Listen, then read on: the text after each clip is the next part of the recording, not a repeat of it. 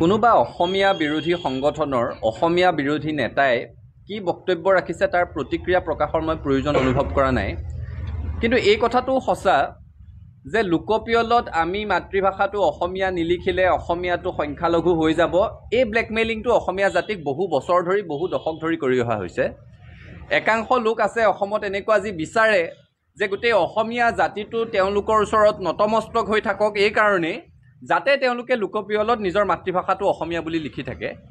এই ব্লেকমেইলিংটোৰ পৰা অসমীয়া জাতিটো উদ্ধাৰ পাব লাগিব। কোনোবাই অসমীয়া মাতৃভাষা বুলি লিখক বা নিলিখক, বাস্তৱ সত্যটো আমি অনুধাৱন কৰিব পাৰিব লাগিব যে অসমত অসমৰ খিলঞ্জীয়া মানুহ সংখ্যালঘুত পৰিণত হ'বলৈ গৈ আছে, আৰু এইটো সঁচা কথা। আজি নহ'লে এটা দশকৰ পিছত বা দুটা দশকৰ পিছত বা তিনিটা দশকৰ পিছত অসমীয়া মানুহ অসমতে সংখ্যালঘুত পৰিণত হ'বই। কাৰণ অবাধ গতিত অবৈধ বিদেশীৰ প্ৰব্ৰজন আৰু জনসংখ্যাৰ ব্যাপক বিস্ফোৰণে অসমত জনগাঁথনিৰ পৰিৱৰ্তন কৰি পেলালে, এইটো সঁচা কথা। অসমৰ বহুকেইখন জিলাত খিলঞ্জীয়া মানুহ এতিয়া সংখ্যালঘুত পৰিণত হৈ গ'ল, এইটোও সঁচা কথা। গতিকে কোনোবা অসমীয়া বিৰোধী নেতাই আমাক সোঁৱৰাই দিবলৈ প্ৰয়োজন নাই।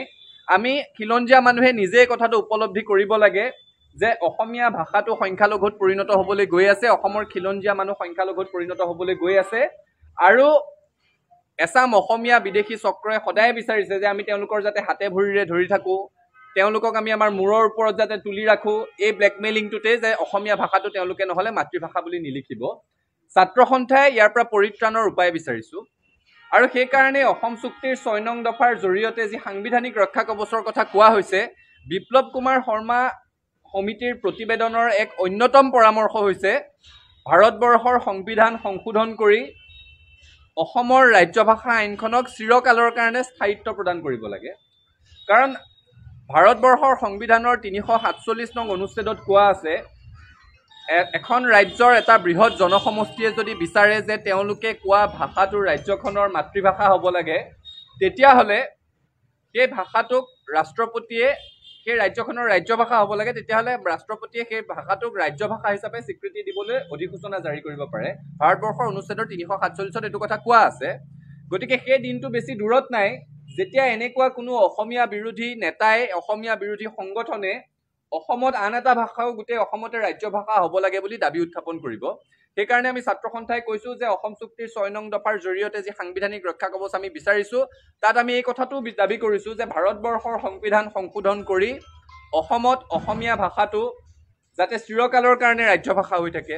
বিটিআৰত বড়ো, বৰাক উপত্যকাত বঙালী, যি ধৰণে এতিয়া আছে, আৰু তাৰ কাৰণে সংবিধানৰ সংশোধনৰ প্ৰয়োজন আছে।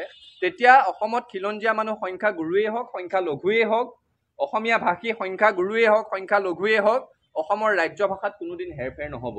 আৰু এনেকুৱা ধৰণৰ মন্তব্য কৰি এই সংগঠনসমূহে, নেতাসমূহে বুজাই দিছে যে তেওঁলোক বৃহত্তৰ অসমীয়া জাতি গঠন প্ৰক্ৰিয়াটোৰ সৈতে কোনোদিন জিন যাব পৰা নাই, তেওঁলোক অসমীয়া বিদ্বেষী, তেওঁলোক খিলঞ্জীয়া মানুহৰ বিৰোধিতা কৰে।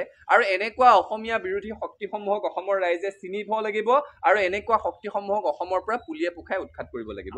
চক চাপৰি থাকিলে মেঘ আঁতৰি নাযায়, মেঘ থাকিবই। আমাৰ যিটো জাতিটোৰ প্ৰতি মূল সংকট, সেই সংকটটো আমি উপলব্ধি কৰিব পাৰিব লাগিব।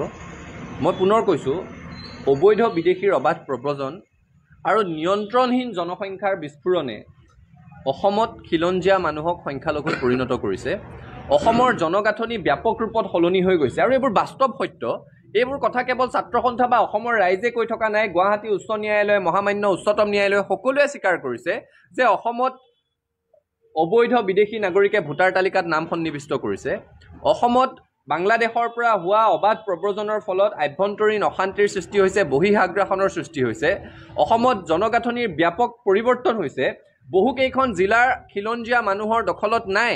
দখলত নাই মানে খিলঞ্জীয়া মানুহে তাত নিজৰ ইচ্ছামতেদি এজন জনপ্ৰতিনিধি নিৰ্বাচন কৰি পঠিয়াব নোৱাৰে, অৰ্থাৎ ৰাজনৈতিক অধিকাৰটো খিলঞ্জীয়া মানুহৰ হাতৰ পৰা গুচি গৈছে।